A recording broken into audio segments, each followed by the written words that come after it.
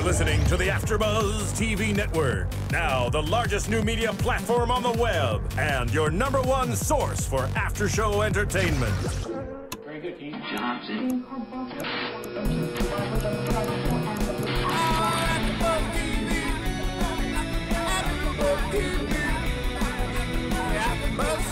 The AFTERBUZZ Studios in Los Angeles, California. Presented by Maria Menounos and Bing.com and streaming live thanks to Akamai Technologies. This is AFTERBUZZ TV's Bar Rescue After Show.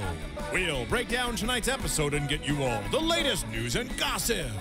And now, another post-game wrap-up show for your favorite TV show.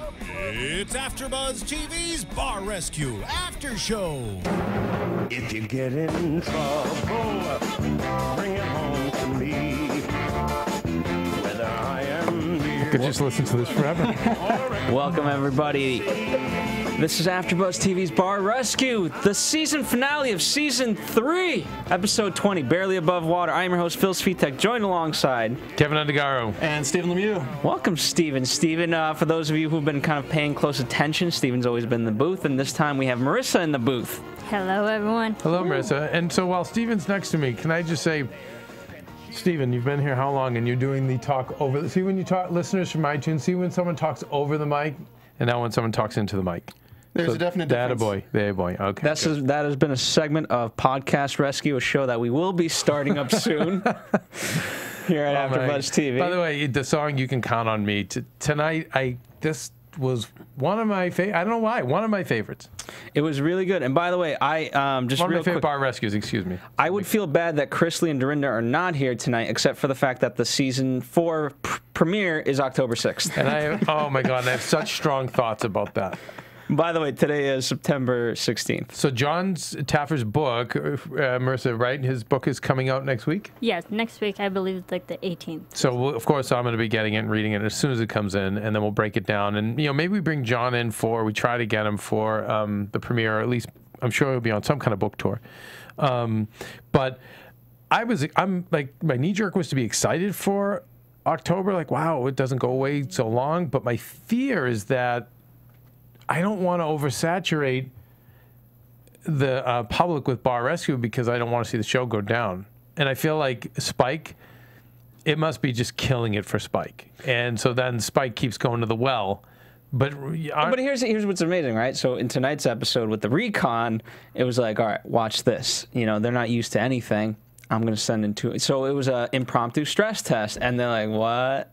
Okay, wait. So you're saying just it's impromptu to do a season 4 a week later? What's the correlation, Phil? The correlation is that that John's excellent at mixing things up and keeping things fresh. So I'm not worried. Yeah, I'm just scared. No, he is, but I think it's great when you go away and then make people starve for you and the excitement. And we know it at AFTERBUZZ, So I'm just, and I'm a worrywart anyway, but what I don't want is I don't want the show to burn out. And I also don't want them to do the other thing that a lot of the reality shows do, especially when they're self-contained reality shows like this one, meaning you can jump in at any time, see an episode, and you're fine. There's not an arc. There's not a 12-episode arc. You don't have to be in from season 1 or season 2.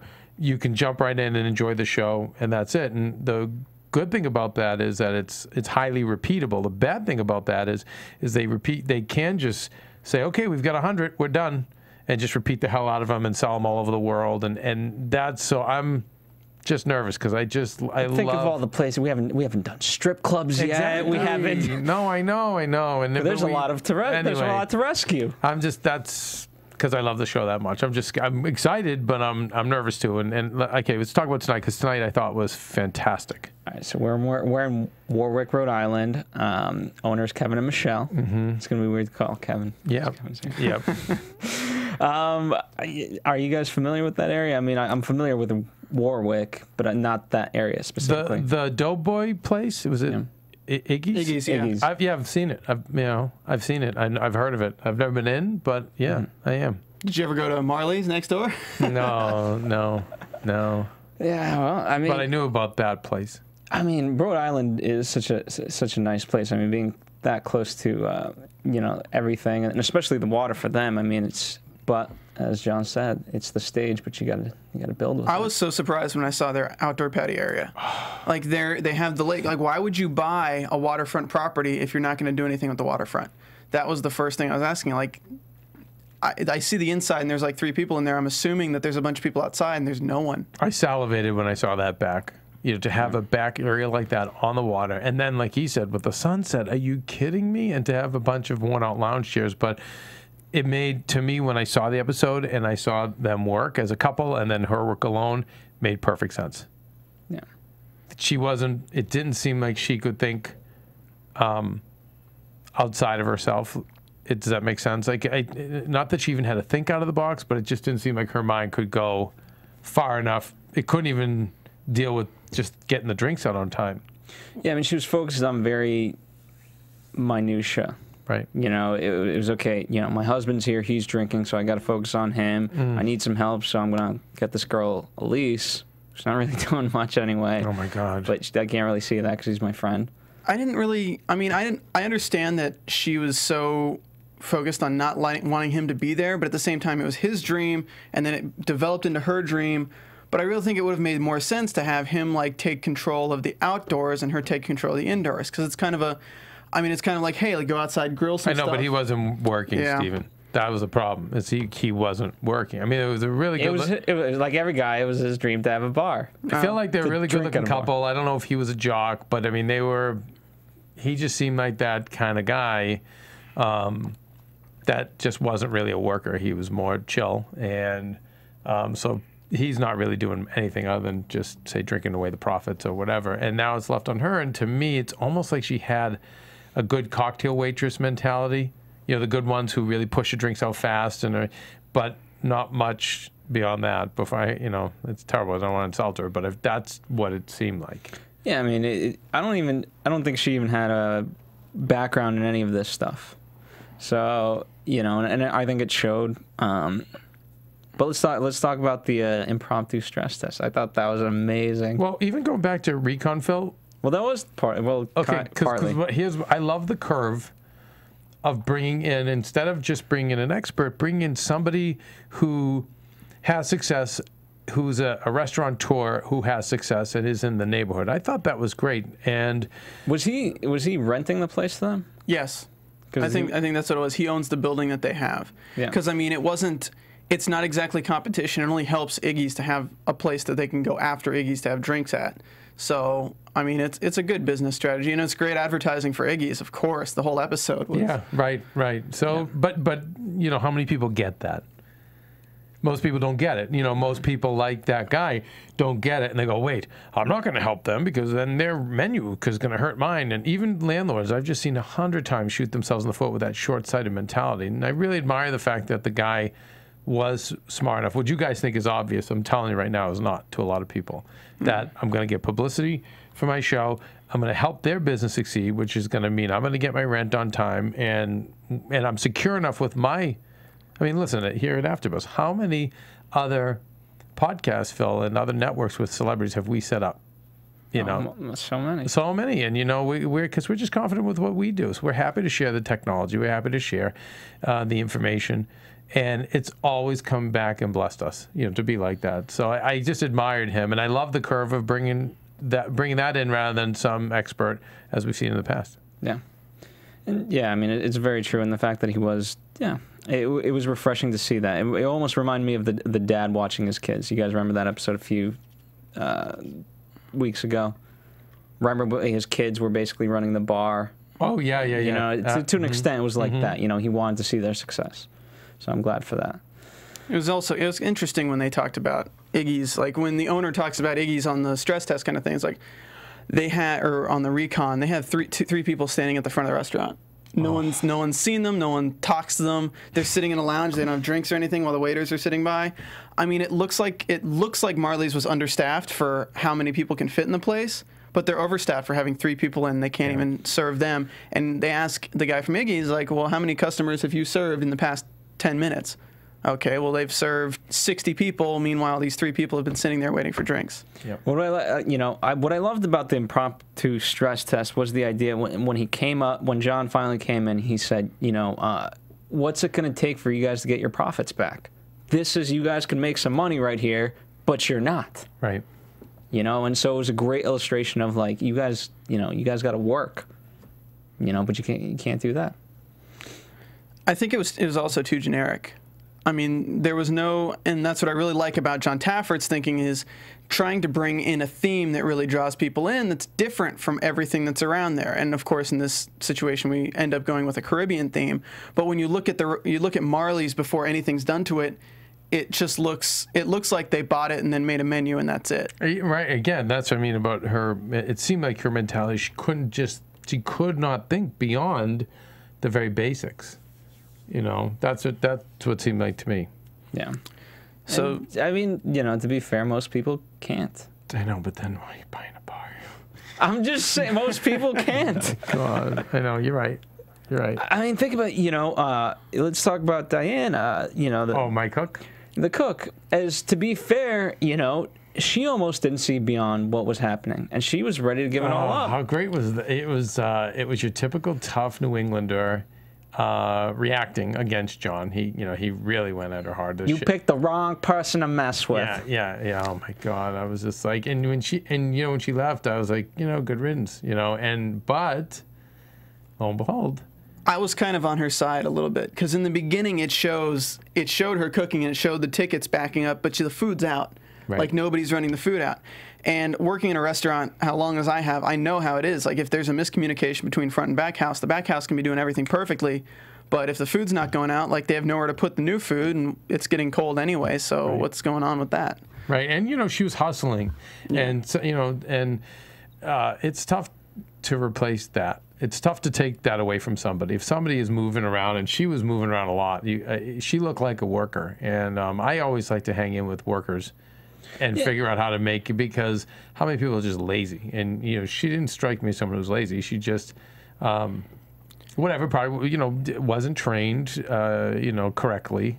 She just hit her limit that night, especially she probably dealt with Elise a lot. And again, when you don't have, again, talking about Michelle, not really being able to work, you know, beyond the parameters that she was working in. You know, you don't see her as the type of boss going in there and saying, is this the right temperature? Okay, I'll be dealing with the inspectors. And so then that lady's just probably working hard. Now, it was interesting, out of all the bars, cleaning wasn't the issue.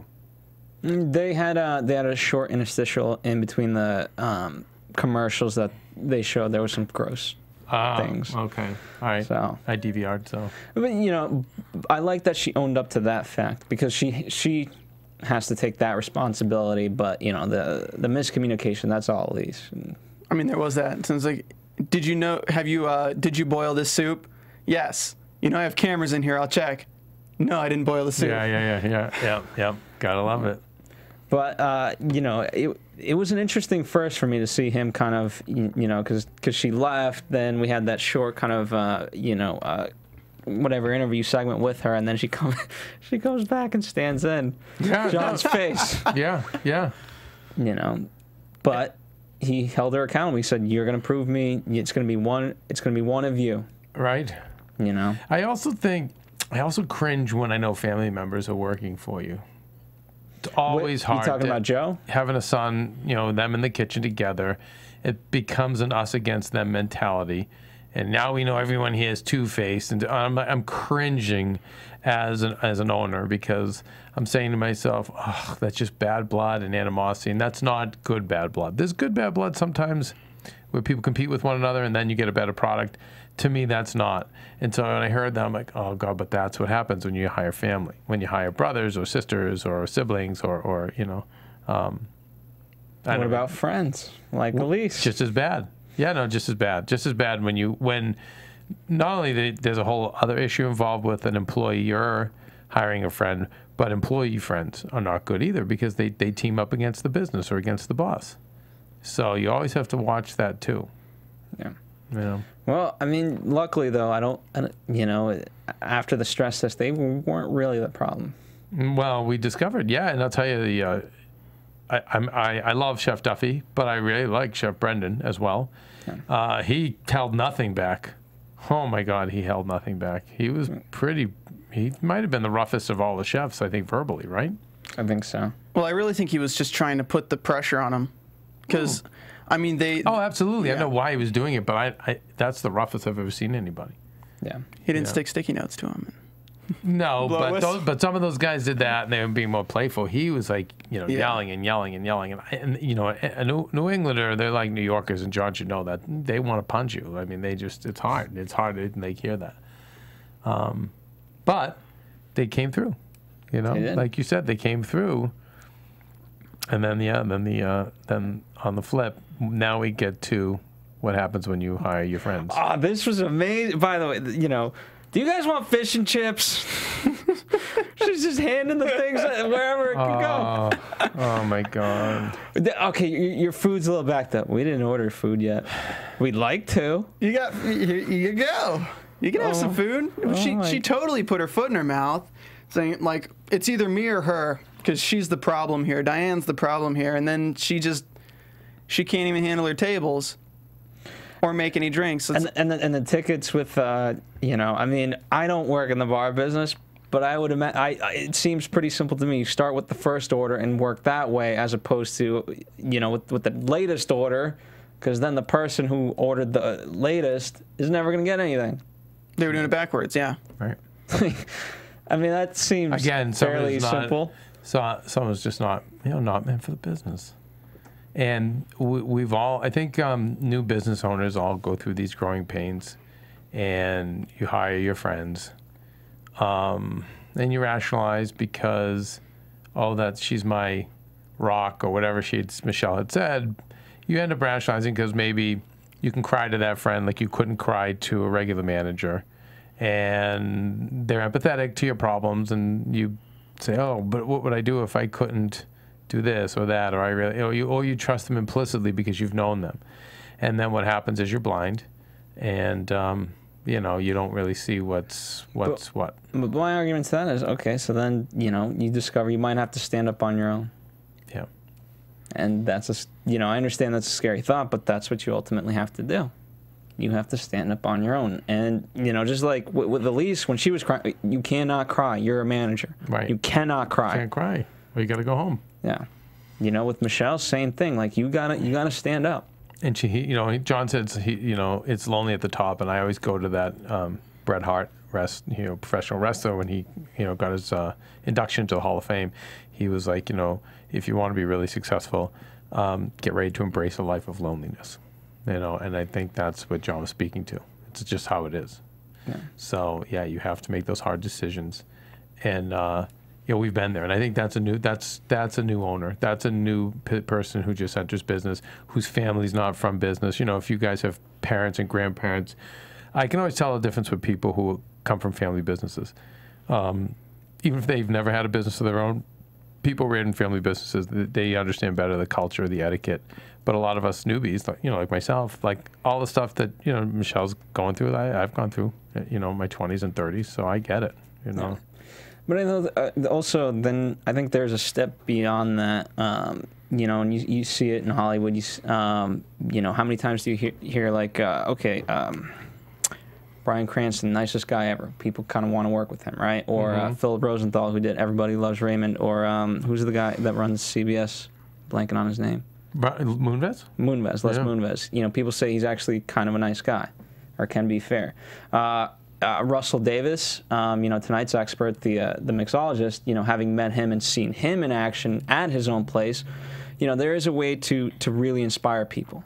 You know, and I think that's the next tier of kind of a leadership. You know, yes, there's the hard asses and things like that, but when you can be, and John, for as tough as he is, you know, every time that hand goes like that, he's teaching. Right. You know, and then we're doing this, and right. You know, and that's what I like. And so Michelle's got to get to that place of, you know, okay, you got to stand on your own, you got to make the tough decisions, but there is a way to inspire these people to follow you and do things for you. Well, you know, one of the things I think she has going for her now, other than the renovation, was that when he brought in some ringers, he brought in a ringer bartender, he brought in a ringer manager, a real manager. And from Iggy's. Right, and I think that's going to make her life a lot easier. I think it's going to work itself out for her, you know? Yeah. So, I mean, I don't want to jump ahead, but... No, I mean, you know, well, let's kind of slightly backtrack. Let's talk about this. It seemed interesting to me that the harder decision was to hire Elise rather than her own husband. To fire Elise, I mean. Yeah. Yeah.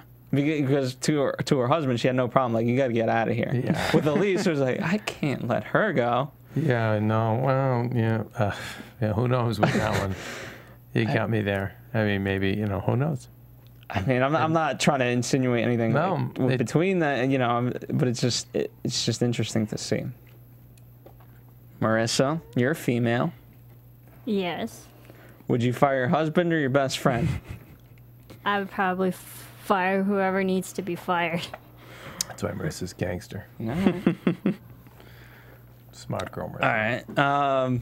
But probably my best friend. Really? Interesting. Okay. Okay. All right. So we're kind of right after, you know, after the stress test, kind of on the renovation. So, you know, with the two ringers, I mean, in terms of Michelle, do you think, wow, obviously she didn't have foresight on any of this, but why wouldn't she think that, okay, I need some help, let me get some ringers? Why wouldn't people, I don't know, why don't people think that way? She just was not, I mean, proactive. How could you miss that whole back area? I mean, she just seemed very overwhelmed, and she just didn't seem like that kind of person that could look beyond, you know. It's more ringers, more money to have to pay out, and when you're $250,000 in debt, just thinking about having to pay more people probably. But also she took things very personally, so it was about being loyal to those people and all that stuff. And I've seen that many times. You know, people, I've made all those mistakes myself. You should just stay loyal to people for too long, and then that's it. And that's why you don't succeed. I think, you know, I think one of the biggest things, though, to come out of this, that I don't think even if she was, you know, doing all of these things that she could have picked up on was the happy hour and the nightclub. That was sheer brilliance of John to pick up. That's why it's one of my favorite episodes, because he really just, I mean, the renovation of this one, to me, was just genius. I mean, that location is gold. And the fact that he figured out the two things to do with it, which, by the way, one of the bars I worked at was down in Martha's Vineyard, and that's kind of what we did. It was dinners and things like that. It was, you know, eating on the water, the sunset, and then it would turn into, you know, a younger person's bar / nightclub. Yeah. At nighttime. Mm-hmm. And, you know, I just was, that's why I think I love this episode so much, because, like, well, that was cool. Like, that's. And simple, too.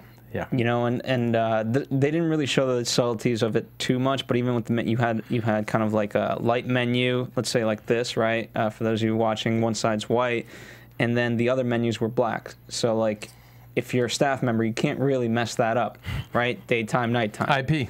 Yeah. Not going to give you a blank menu. Yeah. Oh, my God. There's a restaurant I want to rescue, but it's... But I did like the nighttime, because there is, like, the older crowd who just want to come in for the cheap drinks and then kind of head out, and then the younger crowd comes in. Yeah, and they want to go all night. And it's good that he left it not at a time. It's intuition.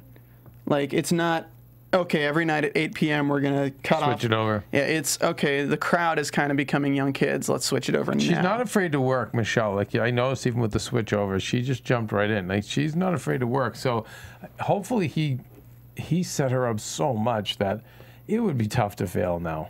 I think so. You know, unless she brings back in friends or things like that. But I mean, it would be tough to fail. It's a great bar. So talking about the renovation, I loved it. I thought it was beautiful. The design, the colors. I like that he even went with red. I was noticing in some of the wide shots, it seemed like the whole neighborhood was the blue. Mm-hmm. So it was nice to see, you know, the red color. It's nice, St. Michelle's Island, you know, I think that was really cool.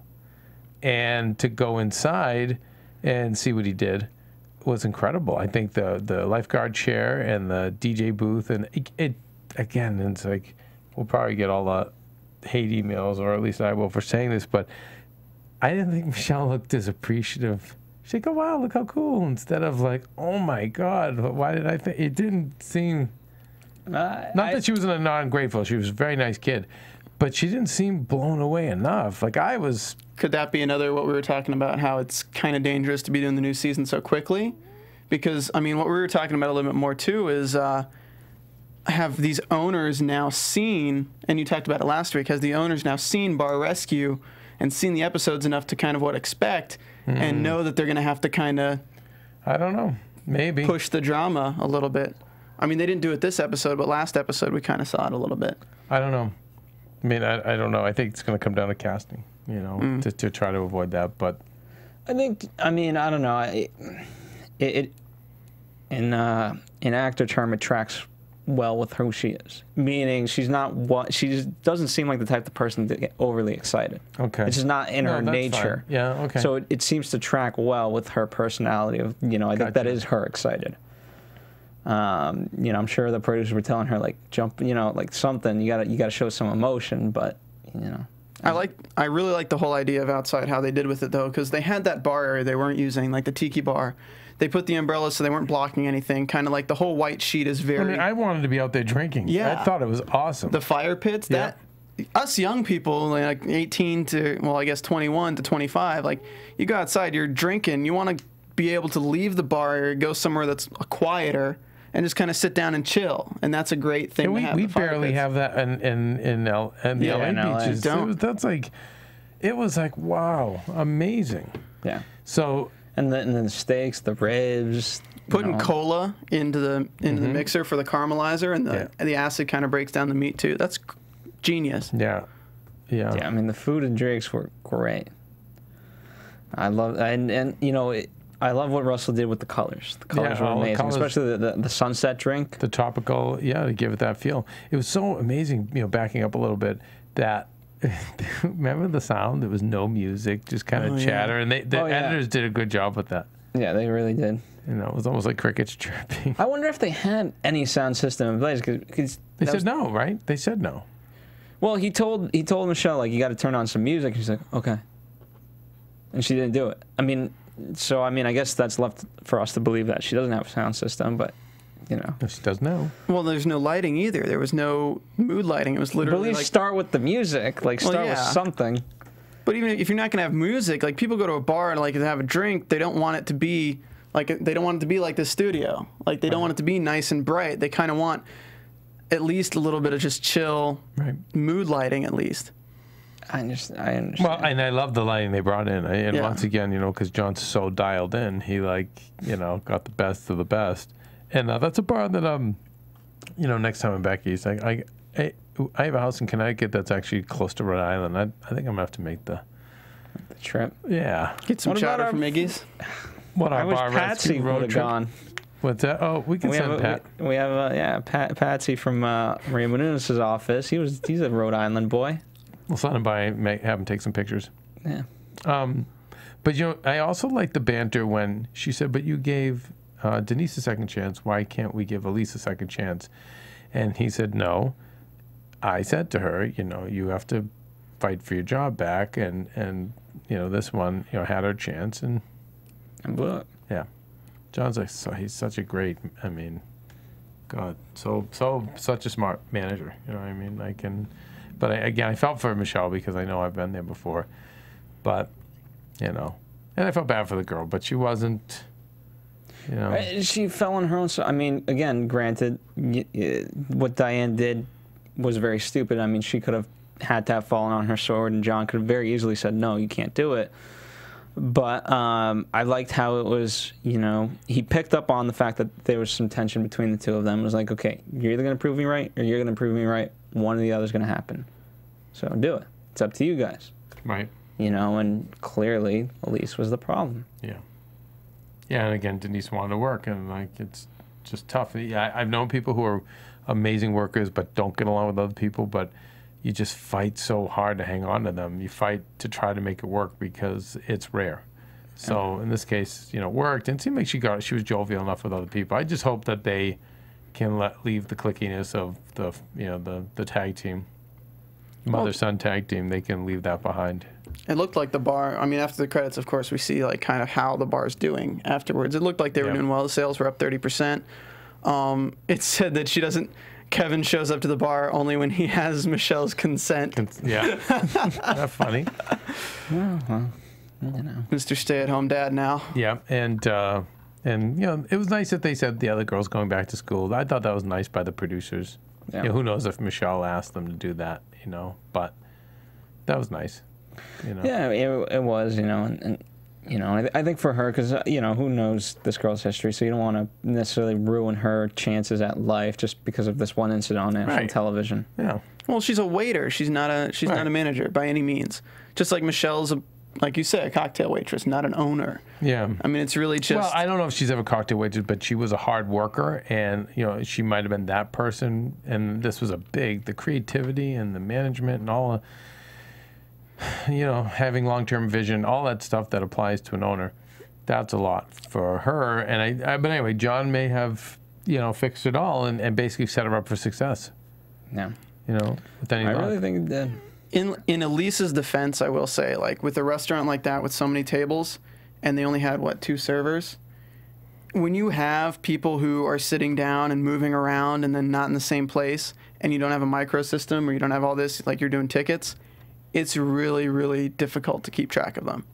So with the food going to the wrong places, when you have 200 people and they're not getting served their drinks, then they don't stay at their table, so they leave, and then you come back and the food's gone, there's no people there. So in her defense, with a situation like that, it would be really, really difficult to handle as a server. Yeah. Okay, we couldn't serve 3 people. But here's the thing, right? Okay, if you can't I'm serve talking about 3... for the stress test. I understand that, Okay. Steven, and here's my point. You can't serve 3 people, you can't serve 200. Well, yeah. Practice makes permanent. You don't do it with them, you don't do it with 200. That's it. Yeah. You effed up. Yep. Own it. So, anyway, anything else you guys want to kind of go over? I mean, I just love this episode again because I loved how much he put into this bar. To me, that, you know, that day-night thing, and the fact that I guess because I just wanted to be there drinking. I so wanted to go out to that beach and have a couple of drinks. I mean, it was very, very cool. Let's get something like that in L.A., right? Yeah, well, must be a reason they don't allow it. I mean, there's close to the beach, but there's very few places like that are on the beach. I don't like many LA bars. No. Anyway. So October 6th, we'll be waiting to see what a long wait that is. Oh, no, but you know, but it's interesting, and I guess this probably takes us into predictions, right, Marissa? And now, your AfterBuzz TV predictions. Well, we do, I still laugh at Rich's thing. Hurricane Sandy. Oh, yeah. It's going to be emotional, I think. Yeah. Oh, it's going to be great, man. You know, you can't ask for a better general than John. Now I wonder if that same place is affected by the fire. You know, the fires that just had there. Yeah, it could be. So it'll be interesting. And I wonder what we're going to... I'm sure we have curves like strip clubs and things coming. I'm sure we do. You know, like there's got to be a country bar. There's got to be some other, you know... I mean, this is the first episode we haven't mentioned the pirates, so I mean, how are they going to top that? Well, you just did. So 33 No, minutes. but that was forced. That was forced. It was forced, yeah. You can't force it. Well, I was gonna say, but I refrained when we were talking about casting this, and now people being so aware of the show. How do we get around that? And I thought, you know, I was going to say, I think that there are still enough pirates out there that will be okay. There's just still enough wackadoodles and freaks who just can't help it, no matter what you do. And I'm confident in a nation full of bars that we'll still find the cockroach guy and the pirate lady. Free drinks! Free drinks! Yeah. Yeah, unfortunately. By the way, I liked how they explained happy hour. Yeah, that was great, right? Yeah. Started in the Navy. Yeah. Entertainment. Yeah. We need a happy hour here. You know what? If I hear from older friends and stuff, like the reason they got rid of it is because people used to get creamed, like in the 70s and into, I think into by the mid 80s or the early 80s when they started like outlawing it, because people were just getting blind drunk and just going and killing people on the road. It was crazy. So you'd have, you know, everyone made happy hour. I mean, there still is happy hour, but they always... It's not as... I don't know if they're allowed to do the drink specials. Like, I know in Massachusetts it's outlawed. In here, yeah, no, they couldn't do the liquors. So they just make it the food. Yeah. But do we in in LA? Or In LA, there's tons of happy hours. Oh yeah. does anyone go to them? I mean, Chili's gets pretty packed happy hour Sundays all day. Happy hour? Oh, it's all day. Okay, but your classic happy hour is after work between whatever. Like 5 p.m. and 5 to 8. 7. Yeah, 5 and 8. Yeah. And does they have it Chili's? And Yeah. And what are the discounts? 7 p.m. to 9 p.m. is our happy hour. And It's what do you get for happy hour? $2 off all the drinks we got, pretty much. Let's go. But there's tons, even at the Sherman Oaks Galleria. There's some, I'm sure, at your favorite places. Townhouse is gone though. The Townhouse but the new one's in place, and it's packed all the time. I don't know. Anyway, I'm looking around the studio. Steven, we got to paint that gray. Let's paint those gray. That one gray. And Phil, that blue light in one of the domes is still out, and it's just driving me nuts. I don't know what to do. All right, no, I think we're going to get the... I have a bar I want to rescue, though. No, we have the LED strip lighting we're going to put in there. There's a bar that ruined Ebony K. Williams' birthday, a host here at AfterBuzz TV, and I really hate them. An hour and a half it took for us to open a champagne bottle. I'm like, can I just open the champagne? No, sir, you're not allowed to open the champagne bottle. I'm like, can I? It's wait, near an hour and a half! Where was the bar? It's owned by rich people, so... Where was it? Sir, where is it? that's Lisa Vanderpump's bar. I'm throwing it on blast. Oh, boy. An hour and a half. Is it because we were black? Because I was with black people. Is that why? Oh, I would have thrown down. I would have went It's right on for blast now. Oh, wow. Anyway. All right. Well, I'm excited that we're going to be back so soon, and I'm cautiously optimistic. This is less than a hiatus than of Glee. Yeah, it's so short. It makes me nervous, but all right. I'm so excited to be back, and when we come back, we will go over John's book, and we'll hopefully talk to John as well. We'll probably be going over your book soon. Oh, God. Please, come on. Yeah, the book is available October 8th. October 8th and available Available to buy anywhere online. Nice. Amazon and such. Amazon. Yes. Very good. And where can we find you, Stephen Lemieux? You can find me here engineering all these great shows at AfterBuzz. Wonderful. Keven? At Undergaro, I think, is my Twitter. I don't. Boardwalk Empire. Oh, that's right. I'm sorry. Yes, you can Boardwalk Empire and Sons of Anarchy. There you go. And follow us here at AfterBuzz TV, Facebook, Twitter, Instagram, all that fun stuff. Write us at info@AfterBuzzTV if you have any questions. And, of course, comment. We love your comments. Yeah, comment on iTunes, comment on YouTube. Plenty of stuff to talk about, and you guys do.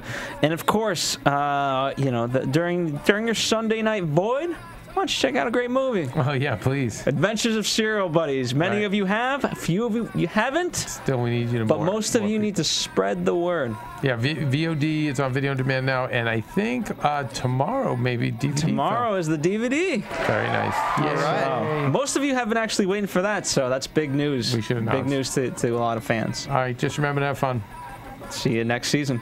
From Bing.com, executive producers Maria Menounos, Keven Undergaro, Phil Svitek, and the entire AfterBuzz TV staff, we would like to thank you for listening to the AfterBuzz TV network. To watch or listen to other after shows and post comments or questions, be sure to visit AfterBuzzTV.com. I'm Sir Richard Wentworth, and this has been a presentation of AfterBuzz TV. Buzz you later. The views expressed herein are those of the hosts only and do not necessarily reflect the views of AfterBuzz TV or its owners or principals.